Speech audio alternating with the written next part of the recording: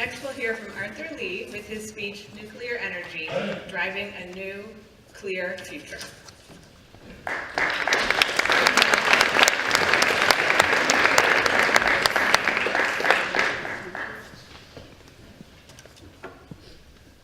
Good afternoon.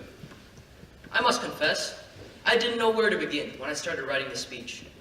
So I sat at my desk for a solid 20 minutes, laptop open, but blank. I was making little progress, and already its battery had drained to half empty. I know it's cliche, but that was my light bulb moment. We take energy for granted, which it isn't, unless you truly believe that Prometheus gave humans unconditional fire. Then I suppose it is, but that's besides the point. Where do you think all of our electricity comes from? A few plants scattered here or there? Wrong.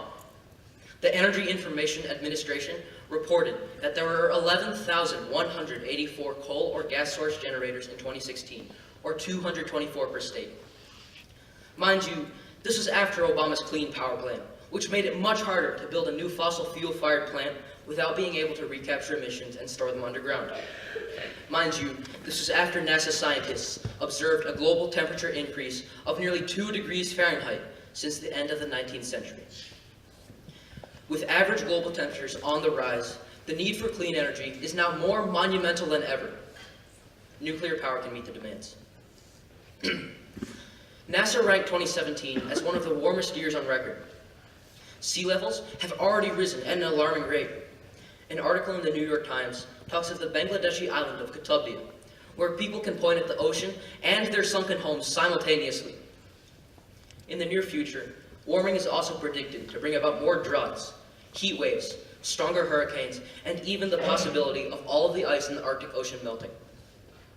The thing is, much of climate change is driven by people, us, releasing greenhouse gases into the atmosphere, which go on to trap heat near the surface.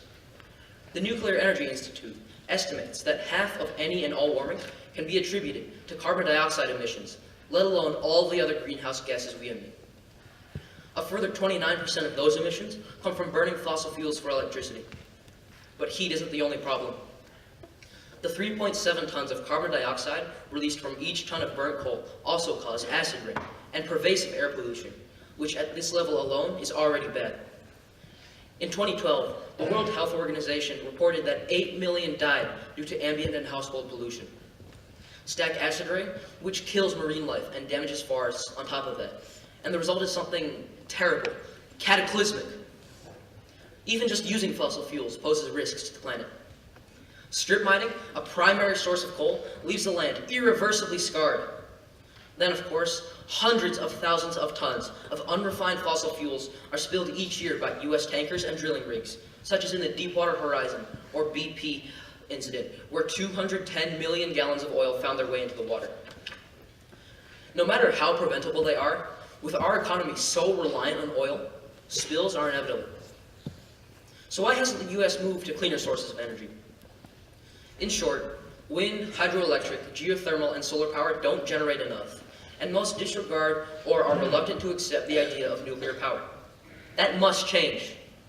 Experts estimate that the world will need 50% more energy by 2040 than there is now, due to a predicted increase in both the global population and a need for energy in developing countries. That withstanding, they agree that renewables can't supply as much power as we need as quickly as we need it. Make of that what you will, but simply put, there is a reason why we don't have solar panels on our roofs. So why not nuclear plants? I know that there are economical risks and concerns, but this can be attributed, at least partially, to the psychological association with the term nuclear. People simply don't like the idea of atomic decay powering their everyday lives. That the label nuclear is shared for one for cruel bombs, especially after Hiroshima, Nagasaki, and the Cold War, brings about fear, consciously or not. Nor is it only in civilians. Despite all of the evidence pointing to nuclear energy as a better solution to our energy dilemma, our federal government gives 144 times the financial support to renewable farms than they do to nuclear plants, perhaps due to this fear, this phobia. That connection must be severed. The stigma people see in nuclear power is rarely based on fact. Firstly, radiation isn't nearly as dangerous as most believe.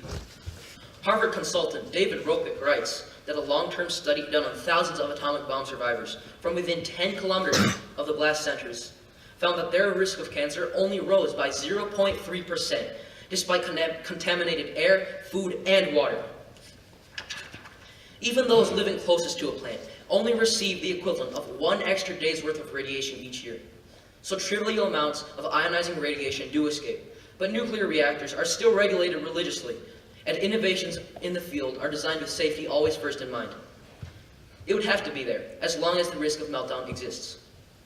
Lastly, although perhaps most importantly, according to Bernard Cohen, a physicist from the University of Pittsburgh, all nuclear weapon states have developed their bombs independently from their power sources. Though they operate on the same basis, nuclear energy and weapons use completely different mechanics to achieve completely different results. The decay of thorium or uranium in a plant is controlled, whereas the bombs are built to fission as many atoms as possible, as quickly as possible. It just doesn't make sense to develop them beside each other.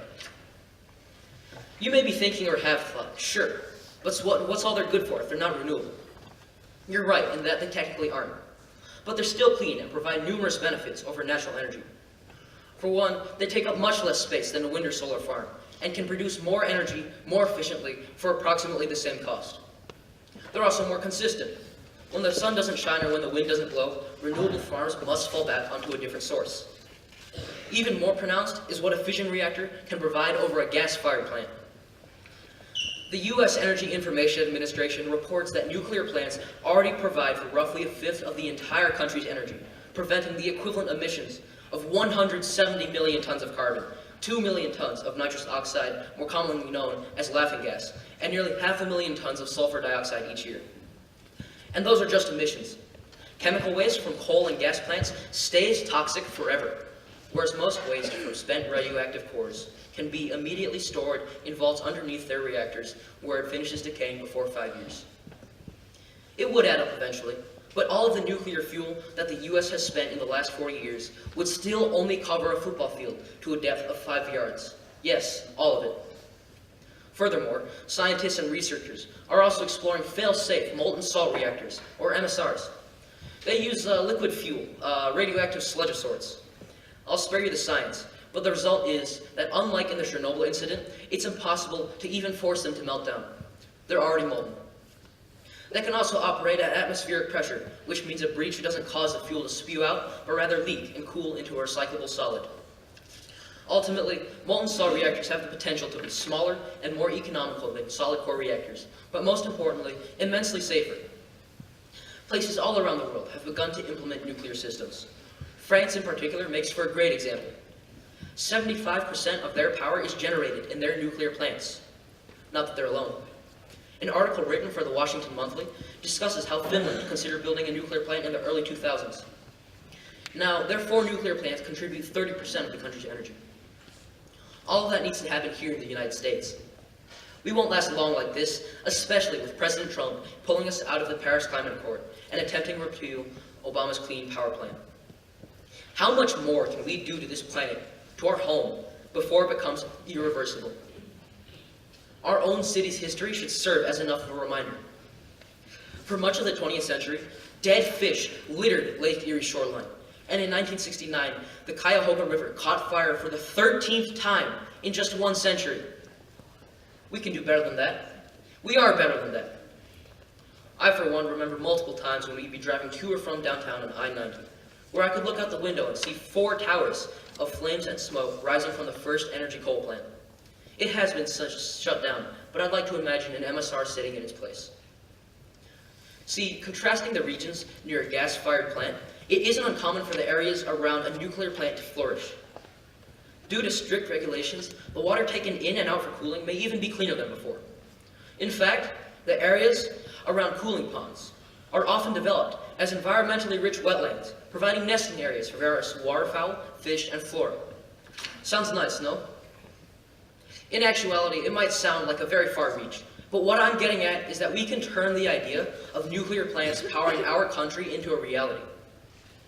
Petitions to the government have effectively become the voice of the people, a unified voice that you, I, really all of us, can and should add our own to. Like I mentioned earlier, fission reactors despite receiving less than 1% of the government funding given to renewable farms, already provide for a fifth of the country's energy. Imagine what they could do with full government funding or tax subsidies. I'm not asking you to write a formal letter to our governor or senators. I understand we are millennials. But I am asking that you give nuclear power a chance.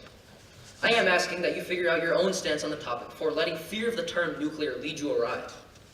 I am asking that you don't think yourself too small, too powerless to make a difference. We all know how small atoms are. Look at what simply splitting them has done. And if you really can't be bothered, I am asking that you at least contribute something positive to the environment if you decide you can't or won't advocate for nuclear power.